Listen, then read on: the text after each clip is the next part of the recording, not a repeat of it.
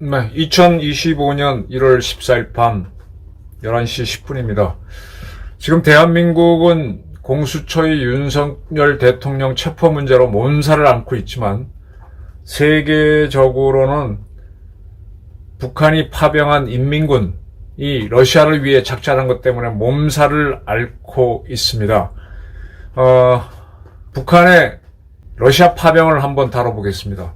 지금까지 나온 보도를 보게 되면은 인민군 중에서 생포돼서 우크라이나군이 확보한 북한 군인은 2명이죠.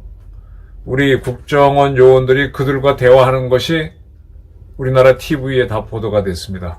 그리고 미국에서 나오는 보도를 보게 되면은 인민군의 전투력이 상당히 높다. 그리고 또 다른 보도를 보게 되면 우크라이나 보도인가요? 인민군 병사들은 부상을 당해서 체포될 위험에 처하면 자기 얼굴 근처에서 수류탄을 터뜨려서 자살을 한다. 그리고 숨진 자기네 동료가 있으면 누군가가, 인민군 중에 누군가가 가연성 불나기 쉬운 걸 뭘 뿌린 다음에 시신을 태워서 누구인지 알 수 없게 한다. 이런 보도가 나오고 있습니다. 현재까지 인민군 전사자는 3,000명. 3,000명이면 제대로 편성한 대한민국 육군의 일개 연대보다 많습니다. 많이 죽었죠. 한국군이 월남전에 참전한 게 5년인가 6년 동안 전사한 사람이 5,000명일 겁니다. 전사자들은 5,000명일 겁니다. 부상당한 사람이 한 5만 명 되고 많이 죽었습니다. 자, 이것이 앞으로 어떤 문제를 끼치는가를 좀 살펴보겠습니다. 김일성이는요, 중국의 공산계열이 2개가 있다고 보시면 돼요. 하나는 모택동이 이끄는 세력이고요. 그거는 중국 본토에서 작전을 했고, 이제 중국이라는 나라가 2차 대전이 끝나기 전까지 2개로 있었다고 보시면 제일 좋을 겁니다. 하나는 중국이고 하나는 만주국입니다. 만주는 일본이 세워준 청나라의 마지막 황제인 부위를 데리고 와서 세워준 나라죠. 그래서 만주국에서 활동한 공산 게릴라는 주보중이 이끄는 동북항일연군으로 보시면 됩니다. 그 다음에 중국에서 움직였던 공산 게릴라는 모택동이 이끈 겁니다. 모택동이 이끈 공산 게릴라는 일본군이 강력하게 토벌을 했을 때 연안으로 도망갑니다. 그래서 연안에 숨어 있다가 그 사이에 이제 중국에서는 국민당군이 열심히 일본하고 싸울 때 공산군은 숨어 있었죠. 그러다가 미국이 원폭을 터뜨려서 항복시키니까 그때 나와서 국민당군과 싸워가지고 중국을 통일합니다. 이 만주국에서는 이 동북항일연군을 이끄던 주보중이는 일본군 플러스 일본군은 이제 만주국에 있던 일본군은 관동군이라고 그러죠. 관동군하고 만주군하게 쫓기니까 소련 땅으로 넘어갑니다. 하브로프스크에 숨어 있었죠. 그래서 소련군에 편입돼가지고 88 저격 여단으로 병력이 많지 않았어요. 그렇게 존재하다가 일본이 항복하니까 그 소련군 대위로 있던 김일성이를 소자 계급, 소령 계급을 줘갖고 북한에 데리고 들어와서 북한의 수령으로 삼았던 겁니다. 그러면서 이제 만주국은 중국에 흡수가 되면서 사라져서 동북항일연군은 해체가 됐고, 그리고 이제 모택동 세상이 열린 거죠. 그 때문에 이제 북한 정권을 세워준 거는 소련입니다. 러시아죠. 그런데 그래서 이제 45년 거쳐 48년에서 북한 정부가 만들어져서 그때는 친소 정부인데 이게 50년 6.25 전쟁을 일으킬 때 소련의 사주로 김일성이가 무력으로 한반도를 공산화하려고 전쟁을 일으켰습니다. 근데 거기에 이제 낙동강 방어선에 몰렸던 한미연합군, 유엔군이 그걸 반격을, 인천 상륙작전으로 반격을 하면서 김일성 세력이 무너질 것 같으니까 스탈린의 사주로 모택동이 파병을 하면서 중공군이 참전하게 되죠.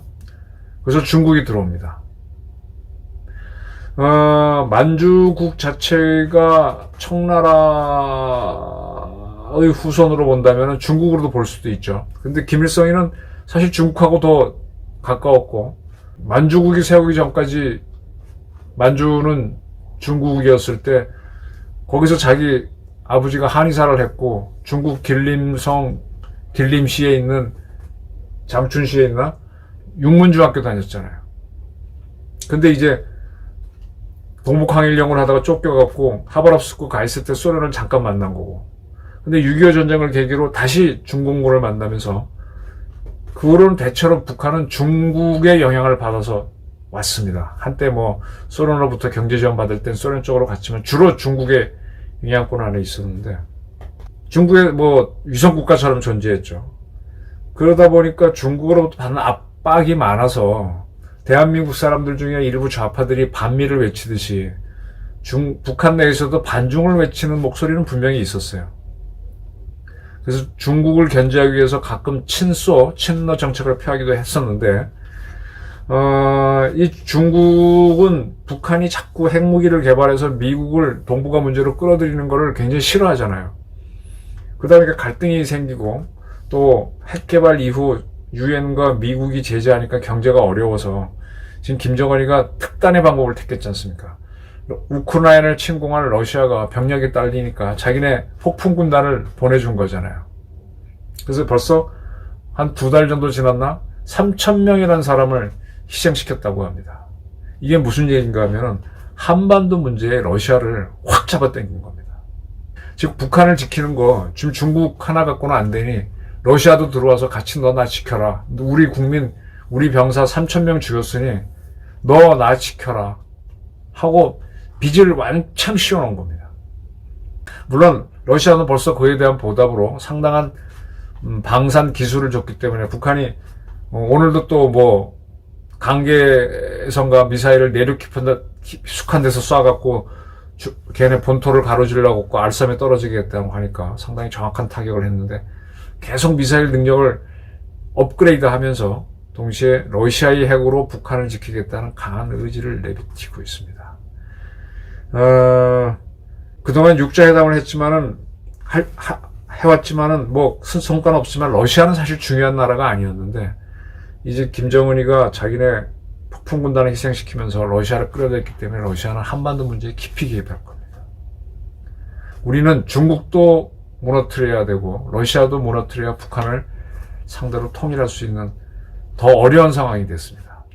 근데 거꾸로, 지금 우크라이나를 침공한 러시아가 붕괴되도록 만들면 북한을 붕괴시키기도 쉽습니다. 지금 윤 대통령이 계엄령을 먼저 하지 않고 북한과의 어떤 대립 국면을 하고 난 다음에 그것 때문에 계엄을 한다라고 했으면 계엄이 그렇게 어렵지 않았을 거예요. 근데 북한이 계속 한반도 문제를 복잡하게 하니까 계엄을 하고 대처하려고 하다가 야, 그 계엄 자체가 왜 해? 하면서 지금 위기에 처해 있잖아요. 하여간 지금 북한이 우리를 어렵게 하는 건 맞습니다. 지금 북한이 러시아한테 자꾸 자기네 병사를 희생시켜서 빚을 지우고 그리고 나를 지켜줘 하는 거는 김정은의 생존술이에요. 자기네 핵무기만으로 생존하기 어려우니까 러시아 핵으로 생존하겠다는 건데 우리는 거꾸로 우크라이나가 러시아의 침공을 물리치고 러시아 권력 푸틴을 붕괴시켰을 때 우리는 북한을 와해시켜서 통일할 수 있는 기회를 잡는다는 겁니다. 그래서 지금 우리 국내의 탄핵 사태 때문에 우린 정신이 없는데 사실은 지금쯤 우리 국방부에서 의지를 내서 참관단을 보내가지고 우크라이나 전쟁이 어떻게 되고 있는지 봐야 되고 지금 국정원 요원들만 현재 뭐 원래 가 있는 아이오들이 있으니까 화이트 요원들 그 친구들이 인민군 생포자들을 만나는데 우리 심리전 요원들이 가서 개입을 해야 됩니다.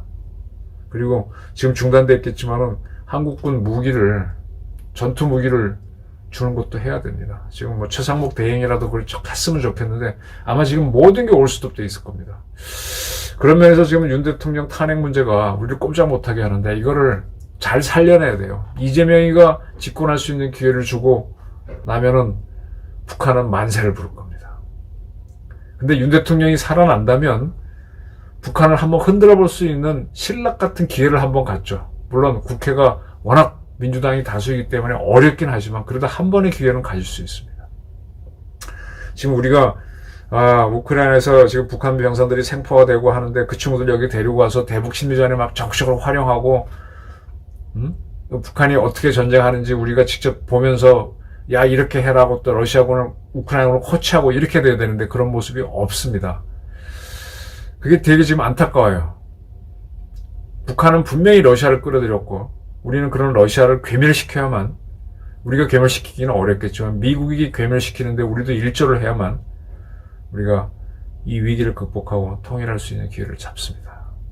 지금 인민군 생포자가 나오고 인민군 희생자가 많이 나왔다는 보도를 보면서 우리 안보 책임자들은, 우리 뭐 신원식 안보실장이라든지 국방부 장관, 대행 이런 사람들은 어떻게든 우리 군 창건단을 우크라이나에 보내고 뭐 무관부를 더 느려서라도 더 보내고 푸틴이 무너지도록 코치를 하고, 또 북한의 그 인민군을 잡았을 때 그들을 데리고 와서 우리가 어떻게 활용할지에 대해서 깊이 연구를 하고 좀 추진했으면 합니다.